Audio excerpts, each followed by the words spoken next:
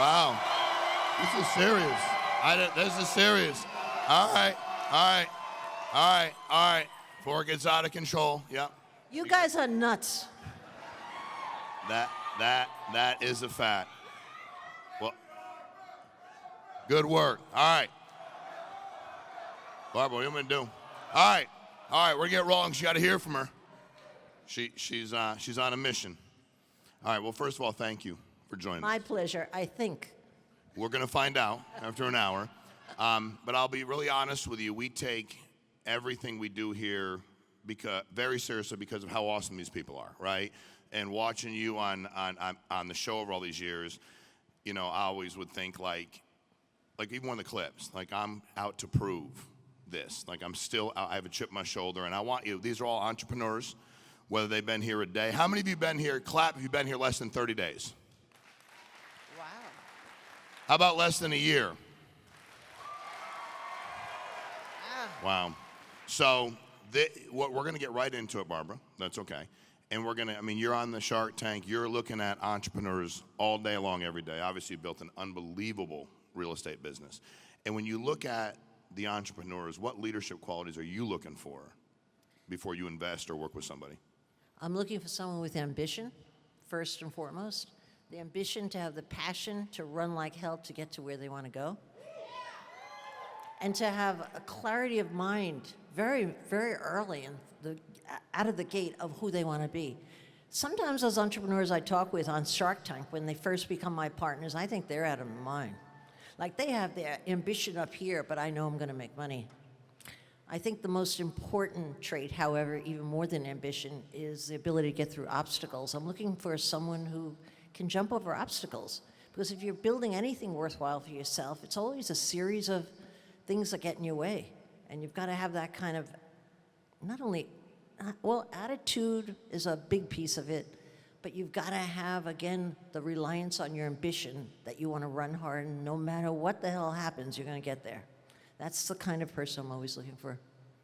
So give you an idea quickly what we do. The men and women here, there are millions of people in America, middle Americans, that say, I don't have any life insurance, don't have enough life insurance. And then we have more leads than we know what to do with. We could take this room, 10x the room, and have plenty of leads, which is really cool. When you look at the lessons that you've learned in leadership, knowing that the group we're talking to, what are some of those lessons you think will relate to these men and women out here? Lessons I've learned in leadership? Yeah. As a leader? Yeah. Okay, not sales. No. Okay. Sorry, I got you thinking sales, and I'm sorry. Yeah, As a leader. Or you talk about both if you want. Okay. I think I've learned to be inspirational.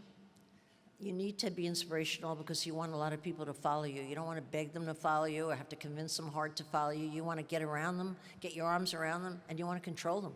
I know that sounds terrible to control a person, but control their desire to do well for you. I think when I ran my business, and as I run my entrepreneurs today, they are so passionate about wanting to please me, to follow me, whatever I suggest. Sometimes I'm not even suggesting good stuff like jump off the cliff. They're off the cliff, you know? But I think as a leader, you have to get one thing straight in your head. And it took me probably 3 or 4 years when I was a young kid before I really learned it. And what I learned was that you have to work for your people. They don't work for you. Definitely. I remember taking my initial people and the day when I switched over and thought, holy shit, they're not working for me. They're calling me their boss. And that was the day I decided to do anything in my power to support them in whatever they did. And you know what I got? I got a free ride to the top. They drag you along with themselves.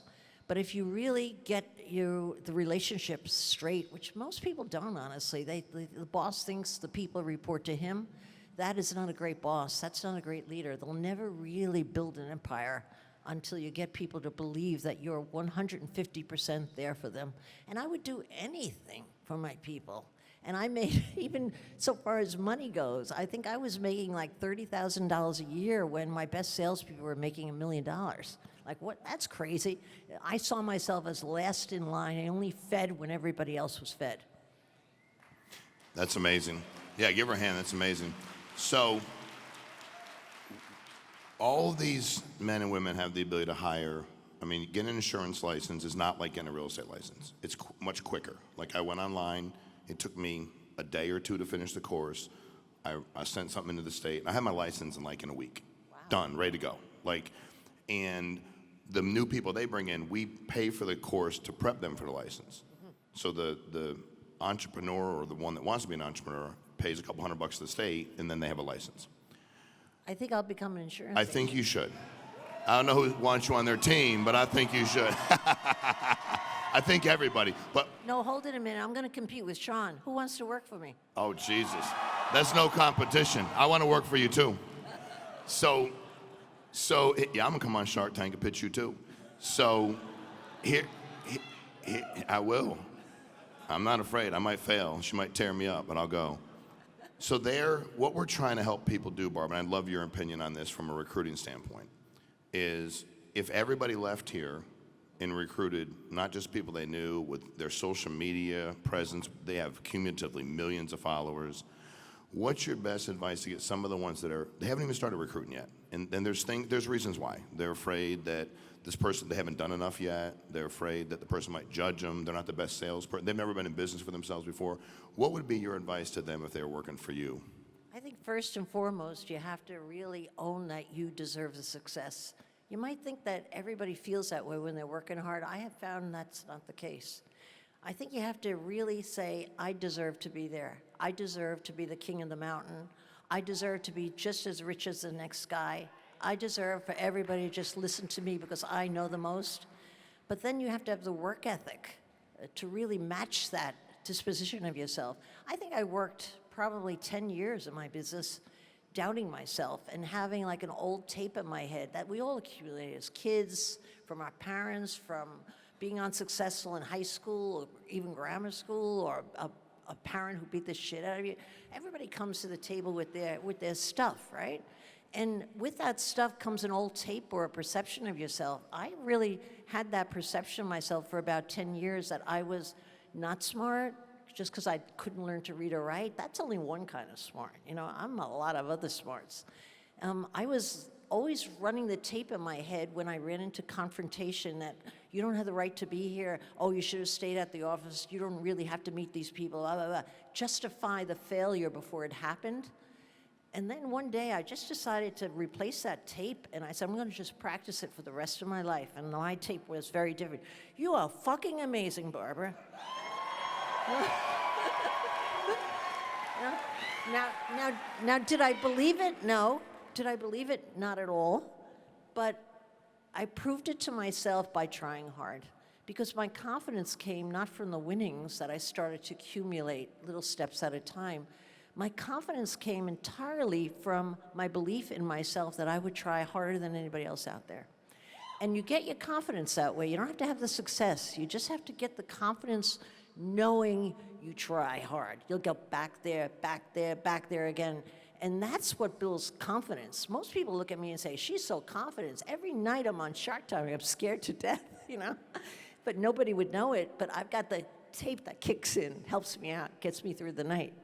So I think self-talk is more than half of your success, and then matching the actions that match the new self-talk you're trying to put out there. That's the other half. Great answer. So you said something that was interesting. You said control people, not in a bad way, but control people. When I got my insurance license and when I got into real estate, I was in that for 10 years. I was like 1/1 billionth as successful as you. Actually, probably a bigger number than that. But I paid some bills for a while and did okay. I wanted to be controlled. I wanted the man or woman, whoever was running it, I wanted to ask a million questions. I wanted them to tell me, go here, don't go there. I wanted that. And I earned it by asking for it. I think a lot of the people want to be told, until they know what they're doing, what to do, right?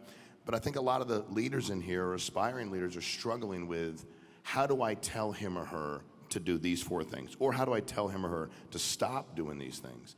How have you taught people, because you bring in a lot of people who are not leaders probably when you invest in their business, and teach them that skill set to help control, in a good way, the people that work with them and for them? Yeah, control's a bad word, I guess.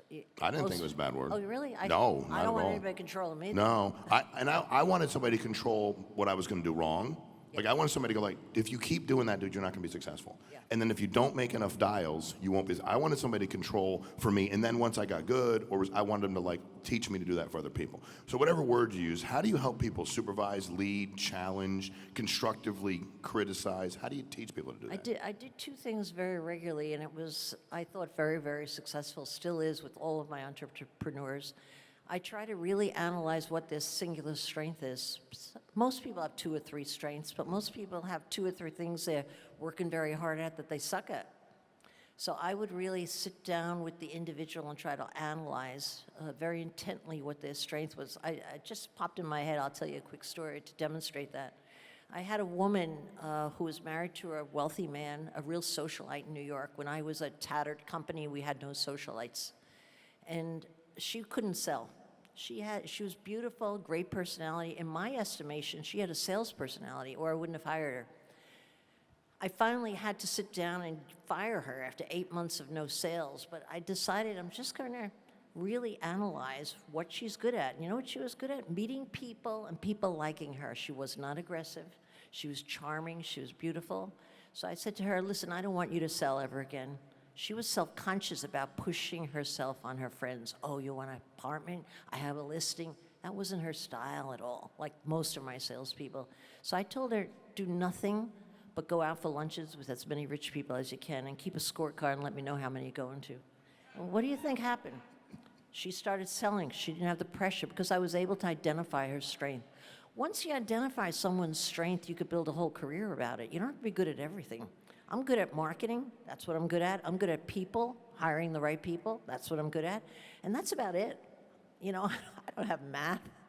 I don't have so much, but I know what I'm good at, and that's what I focus on. And then the second step, I think, I know this is a long answer. I'm sorry about that, Sean. And then the second step that I am very focused on is celebrating any little success, not necessarily a sale, but the little thing you do. The little thing, make them a star, broadcast them. You know what they did? I commend them. And celebrate the failures, too, because what I'm really trying to do is bring out the effort. If people put the effort forward more intensely and more frequently, my volume goes up on my sales ability, my company grows. And that's what I did. Can I tell one other story? You can do actually anything you want, literally. Oh, okay. All right. It's an interesting story on leadership. I was from New Jersey. I had no contacts. We were like the low-price, blue-collar company in town. We had maybe 20 people at that point, and my competitors had, at that point, the largest companies in New York were like 300 strong. But to me, that was a monster, you know? And I wanted to get high-price listings. I was tired of selling the cheap-ass shit that the commissions were small. So one day in the Monday meeting, I stood on my little box. I held up a gold ribbon, a horse ribbon that they get for race horses. You know what they look like, round with the big sash. And I held it up, and I had printed in gold on the gold ribbon $1 million. And I said, whoever makes $1 million deal, a listing, a sale, gets this ribbon. And people got hysterical. They laughed in my face because we were making an average sale of maybe $250 at the time. But one young salesman in the group listened, and he took it seriously. And the next week, I announced, first gold ribbon goes to Ron Rossi, who brought in the Guggenheim Mansion for $6 million. People hated Ron. They hated his guts. My top seller, my next top seller, they hated him. What do you think happened to my company? I became a high-priced firm. Within 2 years, you were nobody at the Corcoran Group. If you couldn't have lots of gold ribbons on your pinafore, like right before your desk, what I always had, the big, I forget what it's called now, where you post stuff, post-it board, yeah. So my company that was blue-collar turned into a white-collar firm. And I was able to recruit white-collar people into there to make big sales, well-educated people I had no right to have. But it was all because I recognized that there's jealousy. I recognized that people had to be recognized for stellar, and I made them reach. And so that's an interesting story, I think, on leadership. And I learned that lesson, and I use recognition for the rest of my life. Recognition is as powerful as money. when it comes to salespeople. Recognition is powerful. Amen. Great answer. Yeah, give her a hand. All right, so one of the things that I work on it every day is when we meet somebody is figuring out what characteristics should we know that we can't affect. Like if he or she has this, I may never be able to get anywhere with them. They may not be successful, no matter how good or how hard I try. Because what a lot of folks that we work with struggle is I always tell people, if you're not a little kid and you jump in the water and you can't swim, I'm probably going to call 911. Because if I jump in with some guy and he yanks me off face and we could both drown, right? And people can get frustrated when they're working with the wrong person, meaning they can't get any kind of result. What are one or two things you see in somebody that makes you go, I just can't work with you right now?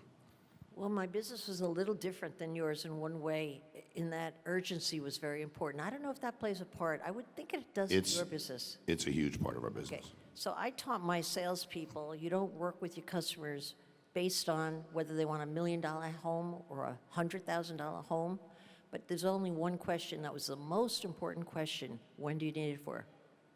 If somebody needed a place fast, that became a priority, and I told them, drop the $1 million people who are never going to buy anything anyway, work with this 450 person because they need it by 3 months when the kids go back to school. So I use that as a barometer of need. I also taught my people, if you don't like that person, drop them. You work with them, you don't like them, drop them because they don't like you either. It's a two-way street. Working with the right people, not to be so selective that you wind up not working with anybody, but working with someone who has urgency, a need, a story, and then working with someone that you like, you have a really good chance of selling. But let me tell you one other thing that happened. 5-6 years into the firm, I did focus groups, which sophisticated companies do, not real estate companies, like big ad agencies usually do them. I got people who bought apartments to come into my office behind a blind screen and tell me why they chose my agent, because I figured I'm going to find out, and I'm going to teach everybody that secret. So I sat there for 2 days and listened to people why they chose the agent, and I learned not a damn thing. And it was expensive, well beyond my budget to pay for this thing. But guess what I did learn? I learned that people picked agents like themselves. You know, it was like, I got so good after a while that one seller or buyer would walk in, and before they even opened their mouth, I would say, they're working with Ann Snee. I know it. And they were working with Ann Snee. So the matchmaking is very important for the potential of sales. I don't think you could not relate to a salesman in any way and want to give them a sale. They really have to like you. And familiarity and likeness makes people like you. Yeah. I don't know if it's the same in your business, but it was certainly true in mine. No, it's definitely true in our business. I think we deal with the clients and with the people we recruit. And obviously, based on your story, just a quick video, you have a lot of resilience. Mm-hmm. How did you develop that? How was that created? You know, I had an advantage because when I was in school, I was a dumb kid and people made fun of me. So when you're always hiding every day, and Sister Stella Marie, the goddamn nun from hell, told me I'd always be stupid. What happens to you is you go for cover, you go undercover as a kid, because it's so harsh for a child to be judged by how well you read and do math. It's not fair at all. But it happened. And so I was always running for cover. But I always came back to school the next day because I had to. So I had the advantage of having that hardship early. And there's all different kinds of hardship you could have. But what you get out of the hardship is you get resilience if you keep coming back. One other story I'll tell you. On Shark Tank, when I was hired to do Shark Tank, they sent me a contract after a quick conversation, and they check out your financials to make sure you have the money to invest. And then they sent me a contract. I did what I always do with all contracts. I don't read them. I just sign them when I want something. Why create your own obstacles? Just sign the damn thing. Don't worry about it. I sent the contract right back, and 4 days later, they called and said, we've decided on another woman. No, we only have a seat for one woman, and we decided on another woman. I said, that can't be. I already signed the contract. They said, we didn't sign the contract. And so I sat there, and thank God I had 40 years in business to be resilient. I sat there really pissed, embarrassed. I told my friends, I'm going to Hollywood. I went to Bergdorf Goodman's and bought real leather suitcase. I bought signing outfits to give my autograph to people. You know, I had this whole tape going in my head. I could see it in Hollywood as clear as I saw myself as the queen of New York real estate the day I opened my doors. I saw it, I could taste it, I saw it in full color. I knew I would get there. And I felt the same way about Shark Tank. And I was rejected. So after I felt sorry for myself for about a minute, I wrote an email to Mark Burnett, who's the biggest producer in Hollywood, which I didn't even know how big he was then. And I said, I understand you've asked another girl to dance instead of me, and I consider your rejection a lucky charm. Everything in my life has happened after a bad rejection. When Sister Stella Marie said I never learned to read or write, she was wrong. I read and write today. When the Old Boy Network said I'd never, ever compete with them and take some of their riches, I'm their #1 rival. When Donald Trump said I'd never see a penny of the $4 million commission he owed me, I sued him in federal court and won that money. And I repeated, I see your rejection as a lucky charm. I think you should invite both women out to compete for that one lone female seat and let the better girl win. And what do you think? He invited me out. We both competed for the seat. And was I happy that first day on Shark Tank when they took that magnetic star off my competitors, you know, trailer. They put a magnetic star with your name on it, and they left Barbara on my trailer. I was like, and you know what? You'd think I would feel sorry for that other woman who worked her ass off to try to get the spot? I was like, fuck her.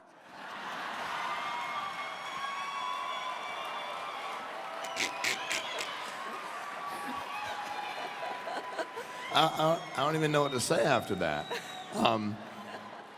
And I love that, by the way, because that, and I've signed a lot of things I didn't read, you know, but that's okay. I have a lot of attorneys for all litigation. But how did you develop, and then how did you teach, like, balance and managing your time? Because a lot of our folks, or everybody, they have all kinds of stuff in life, and I was, like, my daughter's here somewhere, and so I was early on, I don't know if I balanced it. I was just like, kind of like you, like, I'm gonna smoke everybody, I'm gonna go to work, so I don't really know that I was great at answering it. How did you manage yours and balance yours, and how do you instruct people to do the same for themselves? Honestly, I'm not so sure I'm the best model of balanced time. I half believe in it, and I half don't believe in it, because I'm always overworked, and I'm always stressed, and I always can't get everything done. So obviously, I'm not that good at it, but I am good at one thing. I chunk my time. I have business, and I have personal, and I have done that my whole life. When I'm at home with my kids, nobody would dare call me or want something from me. I am hyper-focused on my husband and my kids, even when my husband's driving me crazy and I'd rather take the business call. I'm hyper-focused there. When I'm at work, nobody in my family, even my kids, wouldn't dare call me at work. They understood the rules, okay? They could be dying, I'd let them call me. You know, the school nurse can call me, kind of a thing. When my husband wanted to get through to me, he knew he couldn't call me for anything. He would pretend he was a New York Times reporter, disguise his voice. He has a good sense of humor, and I'd accidentally pick up the phone. Hello, is this you, Bill? So chunking your time, I think, is very important. One, for me, anyway, it's helped me tremendously. The phone goes away. It's so draining. It's like the rabbit hole that pulls you into it. My phone is too far for me to look at. You know, I just am too habit-forming for that phone. The other thing I think I do very well is know what my priorities are. I never leave the office without a to-do list, which I think most people have to-do lists, but I go a step further. When I come in the morning, I rate my to-do list, A, B's, and C's. And A's are the things that directly lead to sales, the things that typically I don't want to do, the things that aren't my favorite things, and I do them first. I would love to write the thank you letters and just charm people and do the things I like to do, but instead I make the call I don't want to make, like asking someone for a favor. Very hard for me to ask someone for a favor. Persisting with someone who said they'd call me back and they never did. Very hard for me to be that person, like, hey, have you given it any thought? You know, those used to be the things that waited till the end of the day and usually made the to-do list the following day. But I created a habit for myself, like, just get it over with, like burping a goddamn baby. Just do the A's right up front, you know? And what I have found with that is very often my B's and C's aren't done, but who gives a shit?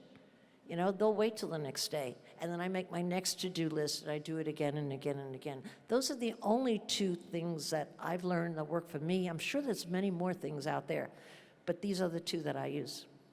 Great, thank you. So you brought up the real estate.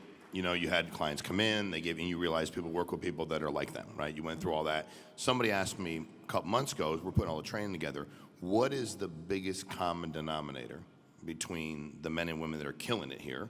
And we do, just to give you an idea, Barbara, from a competition standpoint, we have all these insurance carriers to work with. We're number one with every insurance carrier we work with. Like the only competitor we have, if we don't work with you, like we don't try, but everyone we work with, and we'll do $1 billion in sales in 24. We did over 700 million in 23, and our next alleged pretend fake competitor doesn't do 100 million. So nobody's competing. We're competing with ourselves. Okay, just to give you some concept.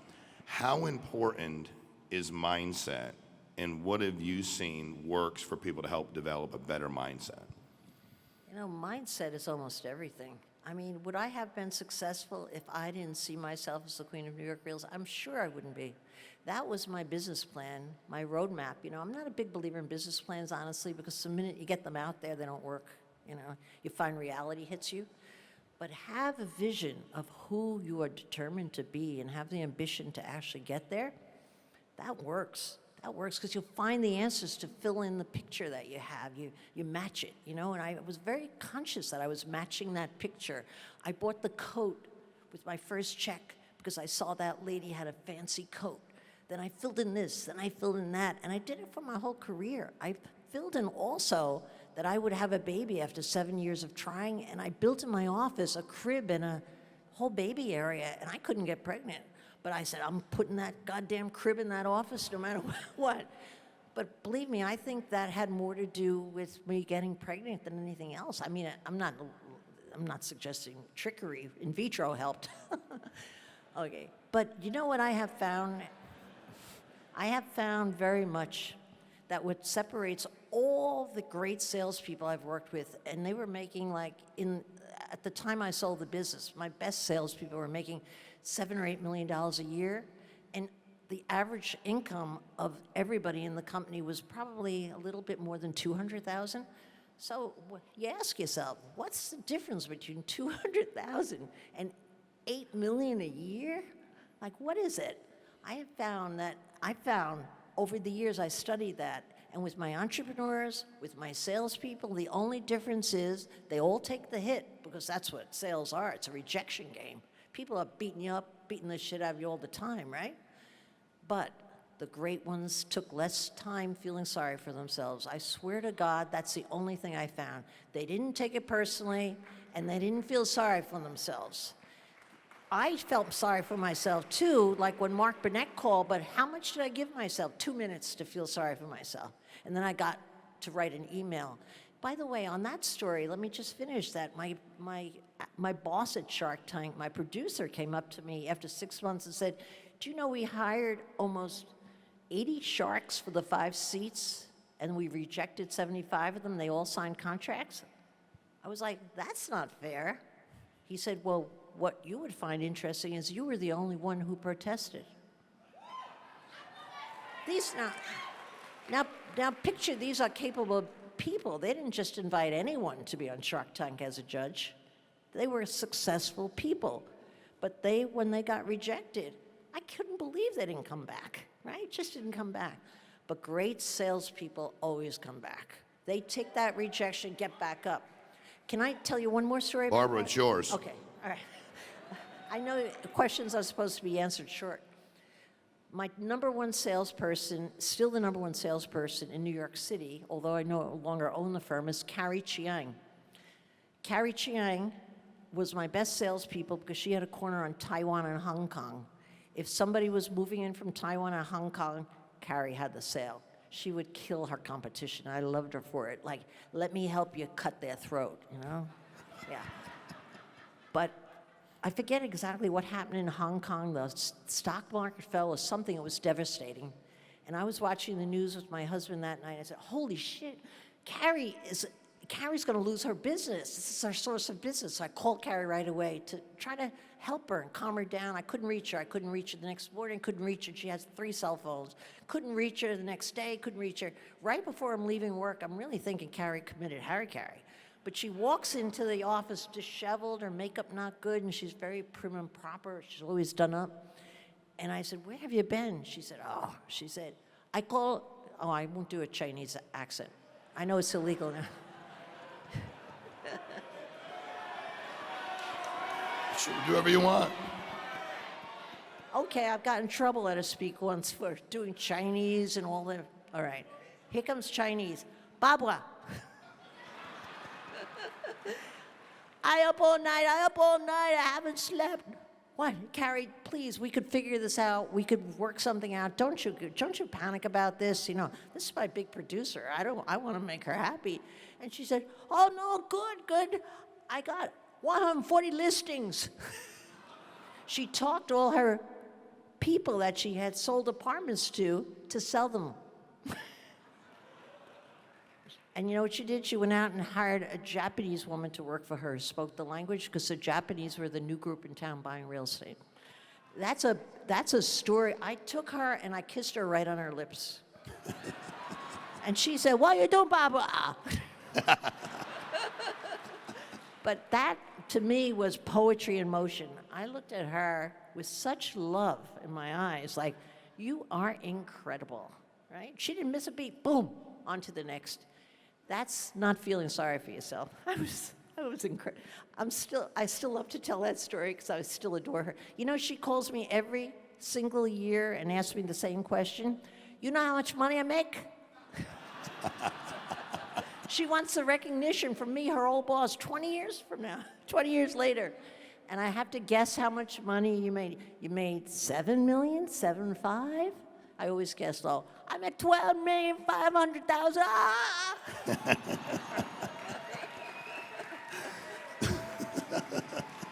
I can't. All right. So the team members, what I think a lot of the stuff you're talking about, the mindset, the resilience, you know, what's your leadership qualities. A lot of folks, when they have a team member that's not successful, it impacts them, you know, and obviously. So from your perspective, you've had a lot of team members, a lot of employees, a lot of people you've invested in their businesses.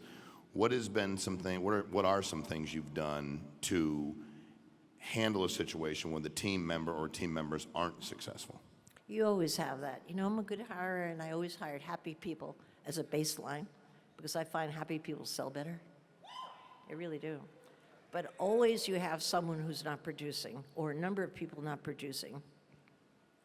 I think the most important question to ask as a leader is, are they capable? In your opinion, do they have the capacity? You know, if they can't talk, they can't sell, right? You just say, do they have the capacity? You really have to ask yourself that question. And when you think they have the capacity, and 2 out of 3 times you think they do, you have to ask yourself, how could I get around them? How could I get on their back? How could I push them forward? Because that was the MO I had in my office. I would hire someone and say, your job is to sell 1 apartment within 3 months. If you don't, we can't keep you because we can't afford the overhead. I was honest. 1 apartment in 3 months, clarity, leadership, clarity of expectation. Then they get out of the gate. They usually fired themselves after 3 months. I didn't have to fire them. But for that person that I thought, they're struggling and they have the potential, I would just decide, what do you need? How can I get behind you? How can I push you? How can I train you better? How could you? And then we had managers, and I taught this ethic. What? Ethics. No, you're wrong, I'm wrong. Okay. I was trying. Take another guess. Okay, I taught them how to do it. We'll skip the word in this case. Got it. Okay. But you would have to wrap yourself around the person and make sure they had everything you could possibly give them for another month or 2, or sometimes I extended to 3 months to see them successful. And if not, I fired them. But I think the more important people to fire, honestly, are the people that take your team down. And it's not usually the person who can't produce. It's the complainer. Yeah. You want to ruin your competition, send them a complainer in the midst. Because when you have one complainer, I think of them as a thief in the night that takes the money out of your pocket. It sucks the energy of the sales team down. So I used to love Fridays because I would fire all my complainers on Friday. You know? And very often, a great great salesperson could also be a son of a bitch. That's impossible to live with. And I finally realized that whenever I had the courage to even hire a big producer who was a complainer, God took care of me, sent me a new person right in the door within the week. I remember when I fired, I won't say her name, in case she's now selling her life insurance. She's not here. You can say her name. If Okay. she's here, we'll fire her. I'll call her. No problem. Today's Friday. Okay. It's a good day to fire. You said it. I remember when I fired this unnamed lady anyway, so I don't want to be sued. I said to her, "You're out of here." She said, "You can't fire me." I had maybe 20 people at the time, and she was producing like 70% of my income. I shook. "You're out of here." And why did I fire her? Not because I thought it was bad for the team. Honest to God, I wasn't that bright then. She was bad for me. I felt I would fire her and maybe not sell the company. I was thinking about selling the company, doing a new career, because she drained me of my energy. And she walked out the door furious, and you could feel the whole company relax. It was like breathing out. And the next day, literally the next day, I had Norma Hirsch walk in, who became my number 2 star salesman within 2 months. God just took care of me, because I did the right thing. I always think getting rid of bad people is protecting your good people. That's the way it is. They're my kids. I'll protect them. I'll protect them from all that negativity. That's the way it goes. I don't even know if I answered your question. I got You in a definitely roll. did. I got lost too, but you definitely answered the question. That was a good story. You've been very honest about failures in life and things you've gone through. And obviously, you've talked about your resilience. What have you specifically learned from your failures in life? Like you've taken away, you've learned. I've learned that every failure, if you could just hang in the game, there's an upside to it. You don't see it when you're in your misery zone and feeling badly and thinking, is it worth it, and self-questioning. But every time you have a hard hit, there's an equally good hit that's waiting for you. I could give you story after story what was responsible for building my business. I remember I came up with a great idea, homes on tape, put all the apartments on videotape long before the internet, and let just the customers take the tape and look at them at home. I put all my sales agents on the tape, so it was a great idea. It was efficient. There were too many apartments now in New York for people to look at, so I put them all on tape. Everybody loved it. It was a dismal failure because my salespeople, which I didn't know, didn't want to give out the tape. They're afraid their customer might go to another salesperson who was on the tape too.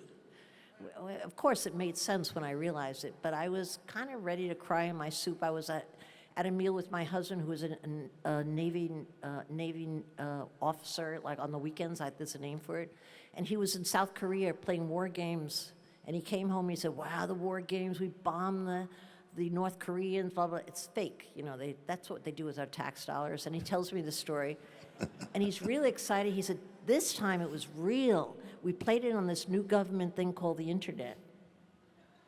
And I didn't know what the internet was. He explained what it was in real time. The next day I took all my tapes at registeredcorcoran.com URL. I was the first one on the internet in the real estate business because I had a lucky dinner with my husband. Do you know, in that first week, boom, boom, we had 2 sales to 2 people out of England. We didn't have anybody from outside the United States, and 2 out of England, boom, boom, and I knew I had stepped in the best thing that was ever going to hit real estate, ever. And you know what I did? I turned around and I registered all my competitors' URLs because I knew they didn't even know about it. Felt so good. I believe you. Yeah. I hated those competitors, let me tell you. I hated every one of them. They're probably nice people and stuff, but I hated them. And they had to call and ask me for the URL back because it was legal then. I loved it. "Yes, you can have your URL." "No, you can't have your URL." So you do a really amazing job. You ever seen the movie 8 Mile with Eminem? No, but I like You M&M. should watch the movie. Wow. You'd love it. And let me explain. The very end of the movie, I won't ruin it. Gonna for ruin you. it. No, I'm not. I'm going to give you something that's not going to ruin it. Okay. But and if you've seen a clip, he does a really good job of saying, like, here's the things that are pretty screwed up about me. Like, I don't pretend to remotely be perfect. You have to watch the movie. I don't want to screw it up for you. But, like, and I always tell people, you know, like you were joking backstage. They're like, do you want something to drink on stage? And you were like, yeah. What'd you want? Vodka what? Vodka and tonic. Vodka and tonic. And then she said, give mine to him. And I said, no, because if I start drinking, they'll have to quit. Because that's the commitment we have to have. No, it'll be good. We have other people in charge. You don't have to quit. But, like, don't listen to me if I start drinking again. And you have this really unique ability where I think it draws, I've been watching the crowd, it draws people in because you've had all this success. I mean, you have. Like, you know what I mean? You walk around, people Not know. always, honey bun. What's that? Not always. Yeah, I know. Not always. I know that part.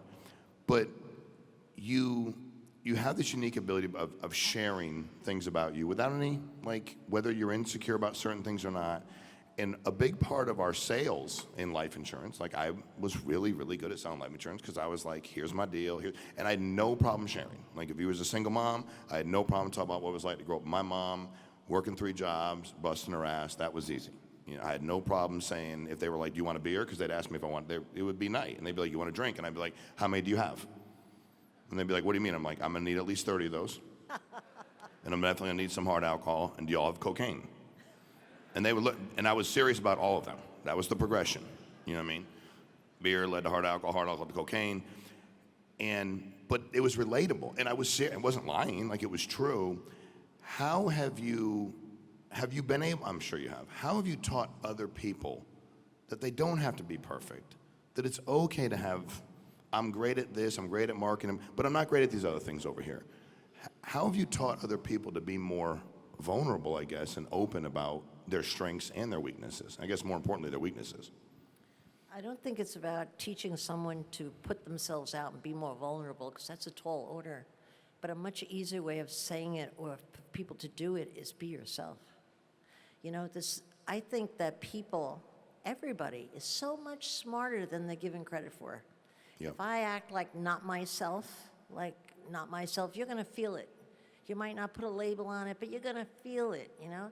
I act myself, and I'm not apologizing. You're going to get trust. You're going to trust me.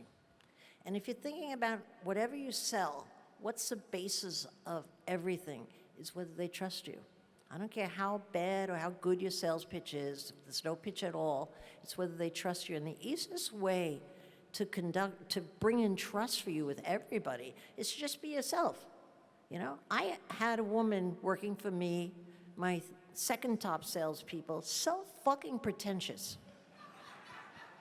Her name, I have to give you her name and do an imitation or you wouldn't get it. I'm Sharon Baum. I was the first woman to graduate from Harvard Business School. I know, Sharon, you told me 10 times, you know. She was so pretentious, but that was her upbringing. And I realized that wasn't fake. That was really her. She had a Bentley car. She put sold one on the license plate. She had magazines about her life story in the back seat, so the customer would be forced to kind of read it in the back seat of her Bentley. She had a driver to pretend that she was getting a lot of phone calls at the front. She had a routine, and he would constantly sit there and say, Mrs. Palmer's not available, Mrs. Palmer's not available. While the customer's in the back seat, it was such an effective thing. She had Grey Poupon mustard jars in a box, a leather box, and she would tap on her window, roll it down, and tap on another wealthy person's car who was in the back seat. Like if it wasn't a Bentley, it was a Mercedes, and she would hand them a mustard jar with her card on top. Everything, you probably don't know that old commercial. It was appropriate at the time. I do. You do? You remember it? Okay. Yep. I don't even remember it now, but it was so effective they would laugh, and she would get customers. She'd clean up in Manhattan's wealthy set by just extending her brand. But this is why everybody bought into Sharon. She really was pretentious. Everything about her poofed hair, her gaudy clothes, the dog she carried, the driver, it all matched. It was her, it was an extension of her. And so she became a phenomenal success by being herself. If she tried to downplay herself and say, I'm just like you, it wouldn't have worked. She wasn't like anybody. She was the only woman who graduated from Harvard Business School, you see? So I think whatever your genuine thing is, it's the easiest way to relate to people. If you just let it go and say, my job's just got easier, I just have to be myself. You know, it's a lot less effort to be yourself than to try to be something else. Great answer. Give her a hand. That's outstanding. And I think somebody told me a long time ago, business, because it's when I was getting ready to go to college, my mentor was in real estate. He'd played professional baseball. He was just the hardest core mother-freaking person I ever met in my entire life, which I loved. He was an animal. And he said to me, in business, if you find yourself thinking too much, stop. You'll overcomplicate it, you know? And then also he said something, which I definitely can't share, but what he was saying to me in so many words was, don't worship these other people. Kind of to your point, you're a lot smarter than you think you are. You can accomplish a lot more than you think you can. On Shark Tank, what has been who's surprised you the most? Like a company you've invested in, a people you've invested in, is there one investment you're like, I never knew they would be this good? Yeah, I'm happy you asked it, because I love to talk about them. I had two crazy guys come in on the set one day. They weren't dressed well. They had oversized sweatshirts on, hoodies, made out of some cheap cloth that had a shine to it. It wasn't attractive, and a big pocket in the front. And they started pitching their deal, and they said this was going to be the sweatshirt of America. They were going to sell 1 million of them in the first week. But they believed it. I could tell they believed it. One was unemployed. One was a camera handler in LA. And they never had really a successful job. But were they fun? They sang a jingle, they horsed around, they wore the thing. They had made the outfit themselves. They didn't know what it was going to cost to make, actually, what they would sell it for, where they would sell it, how to get into a store. They had none of that. We asked them the typical Shark Tank questions. It was clear they were a zero, and everybody went out. But they were only asking $50,000. So I said, I'll give you $50,000, but I want a third of the business. They said, you got it, honey. And why did I give them that? Because I thought, it's only $50,000, and they're nice guys. And I'd love to have a beer with them sometime, because they're a lot of fun. They sold $480 million of their product in 3 years. But what did they have? I was scratching my head all the time. They didn't know business. They didn't run a good shop. It was just a runaway success. It was during COVID. It was a runaway success. Took off. What they had is a belief. They said it on the show. We'll sell $1 million worth of these products in 3 months, and they did. It was just they believed that they were going to do it. So, and also, I know the one brother said his mother had always said to him, all these rich people, why not you? When he would see this, he'd say, why not you? Why not you? And he decided it was going to be him, and he did it. It's incredible. That was Comfy. The name of that business is Comfy. Yeah. Comfy. Yeah. Wow. Now, I watch the show a lot because I just really, when I started watching it, was like, this is like really freaking cool. So I've watched a lot of it. Is it really competitive? It's competitive when we're filming. When Mr. Wonderful takes a deal from me, I hate him. He's a competitor, all right? When Mark takes a deal from me, I'm not so upset because I figure he's a billionaire and he paid more that I couldn't afford anyway, so I let it go. But we're all very competitive during the show, but the minute we have a drink together at night, we're really we're like siblings. You know, we almost have a dysfunctional family. Mark Cuban is definitely the big brother. And of course, Robert is like the younger brother trying to be the big brother. He adores Mark. He buys a bigger plane than Mark so he can compete. You know, he's like, Mark, he's so needy. And then Damon is, of course, everybody's favorite younger brother. They just love him. Lori is like, let's play nice. No need to argue while she steals your toys. She's full of shit. And then who did I leave out? I guess those are the core but people. it's like a dysfunctional family. We all know each other, but we learn from each other. And you know who you want to do a deal with, who you don't want to do a deal with. And it's almost like, I've never been in the Army, because I just never have. It's almost like Army guys who have been in a ditch together, have a camaraderie together. And that's kind of like what we have on Shark Tank. Love it. Yeah. When you look at, because some of those folks, when I listen to their stories, I mean, this is it. Like, they've tried a lot of different, I mean, as long as, and I'm sure they are, like, it's real and you can hear it and you can see it from a business standpoint. Once you get a hold of, let's take Comfy or whomever else, what is the very first thing you're doing with any of these businesses you invest in? Like the very first thing, because you've had a lot of them that have been very successful.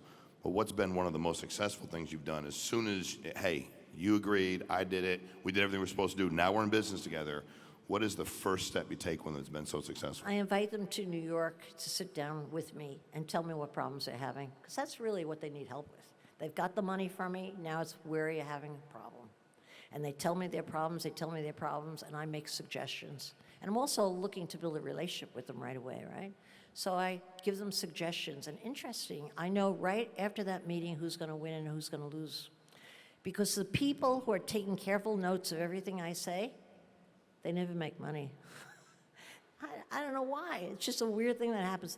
The people who listen to what I have to say, don't take any notes, and then do exactly as they please, they're the entrepreneurs. They go out and they make a killing. Because the nature of the entrepreneur is to listen, but do their own thing. That's the way it is. Just like I was, just like you are, if you're a top salesperson, you know what's good for you. You do your own thing. So the note-taking is my giveaway. I keep in my office all my entrepreneurs in picture frames the minute the deal is signed. I get them up on the wall in a picture frame, all over my office. And the minute they take notes after they leave, I go over and I turn them upside down. And you know why I do that? To remind myself, because I can't remember everybody's names. Like when they're calling, I want to know who I should spend time with, real time with, and who I should just give lip service to. Because those people who are upside down, the minute the shit hits the fan, what they do is they blame it on somebody else. They play a victim. Like, I couldn't get the patent, but the guy promised me I'd get the patent. Blaming the guy, the attorney they hired, you know. I couldn't get the right model. They delivered the goods. There was this wrong with them. That guy's a bad guy. I didn't get a new guy. You know, he told me, he swore to me that was going to be fixed, and blaming the next guy, victim. And I know the second they play victim, they're not going to make it. Because you can't. When you play victim in any way, you're giving your power away. It's the only power you have is to be in control of yourself and what you're going to do with your life. Why would you dare? You might lend it to someone, but you don't give it away by playing victim. So that's how I separate the men from the boys, the girls from the women, just based on that first interview. And thank God I do. Otherwise, I would never have the time to work with all the entrepreneurs. So I work with the good ones, and they're worth working with. They're very much worth working with because they are determined to make their dream come true, and I feel like I'm part of that. And you know what's great about that show, if I could add? You know, when you're building a business, you're building your trade up, sometimes not sometimes, I think always, the beginning is what you remember the most when you get older and start getting really good at your trade. And I get to live the beginning of these businesses over and over and over again, like Groundhog Day, you know? I get to be part of the most exciting part, launching them, getting them off the ground. So I'm getting to live the most exciting part of building any business, which I always think is the early days, not when you've accomplished your goal. Even though you think that would be the greatest day, it wasn't for me. It was how I molded people and who got on my side and who carried me up and all those juicy little stories you remember. The time I took the girls out and bought them underwear at Barney's. The time I had the pajama party and had them take off their pajamas. You know, whatever, all those antics you do when the business is young, that once you get very big and powerful, you have the committees, the layers, and the inability to do the things the way you used to. So I get the slice of the pie that's the juiciest. That's a great answer. So we're getting time to wrap up here. There's a lot of, it's funny. First of all, you should work with us. I'm just saying, you could hire the world by accident. I'd do you and do nothing. But I'm just saying you should do that. We'll talk about that after we're done here. But on my team, he says, a lot of what you talked about, Barbara, is so intertwined because you talk about, you know, when you're talking about the entrepreneurs, or the pictures, we're trying to do the same thing. We tend to draw the team out and look at it and figure out but I think a lot of the folks we have here, they don't do that. The phone rings. You know, I had a long time ago, I watched a guy, he was very successful. You know, I was at a meeting and he's done really well and I liked him. And and he answered the phone, he said, "What's up?" So I was like, hey, man, I got a question for you. Do you always answer the phone like that? And he said, yes. And I said, why? He goes, because I just want to know what's up. Like, let's go now. And the people that communicate with me quickly, I'm good with them. Like, they tell me what's up. Hey, I called you because of this and this and this. And the ones that are like, hey, how you doing? Like, I'm not mad at you, but, like, I got to move. I mean, you talk about your husband, your kids, because when you're in business, you're in business, right? When you're in the business, you're in the business. If you were, all these people were working with you, they all walked in, this is back in the Corcoran days and before you went to Shark Tank and went to Hollywood and became uber famous, and you're running your sales organization, and they were leaving the event today and it was yours.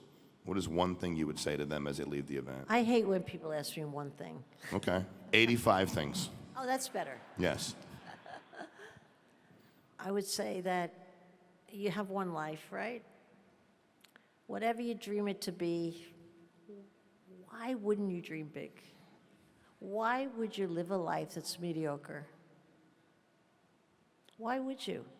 Because the main reason people lead mediocre lives and don't accomplish is they don't think they can. I think you have to just remember that God is equal. Everybody's got an equal opportunity to be the very best version of who they are. And so I would challenge myself, really, if you think you're not going to get to where you want to go, do you really want it? If you don't want it, get the hell out of it. You should be doing something else and chasing some real other dream, okay? But if you're in it, why not give it your all and see how far you could go? There's such a satisfaction in accomplishing and standing at the top and going, I did it. I did it. And so that's what I would say, yeah. Great answer. You could have said more. I wasn't trying to do the one thing. All right, so here's what we're going to do, Barbara. One more thing as we wrap up. This is not going to ruin the movie for you either, but it is one of my favorite movies, as you can tell. So the way they decide or judge these rap battles is by the audience, not by the person up there that's emceeing the whole thing, the audience. So we're going to do a Shark Tank 8 Mile is what we're going to do. So basically what we're going to do is we can't do all three at the same time because we've had you, Kevin, and Damon. Oh, don't go there. I can. It's not me, it's them. I can do that. Am I not allowed to do that? But you're the troublemaker here. I'm not a troublemaker. I'm just trying. Do you want me not to do it? You want me not to do it? Your show, you do what you want. Thank you. I was going to do it anyway. So, just to be honest, I want to lie to you. So, all right. So, the first one, if you think out of the three of them, Kevin O'Leary was the best, clap. Oh, my. No, seriously. Oh, wow. No, Barbara, I'm going. It's my show. It's my show. Hold on. Let me get my phone. I have to record. We got it. We're recording the whole thing. We're going to send it to him. We believe me, we're recording everything that's going on today. Everything, Barbara. All right, if you think Damon was the best, clap, cheer. Perfect. Cool. Damon's great. All right, if you think Barbara was the best, cheer.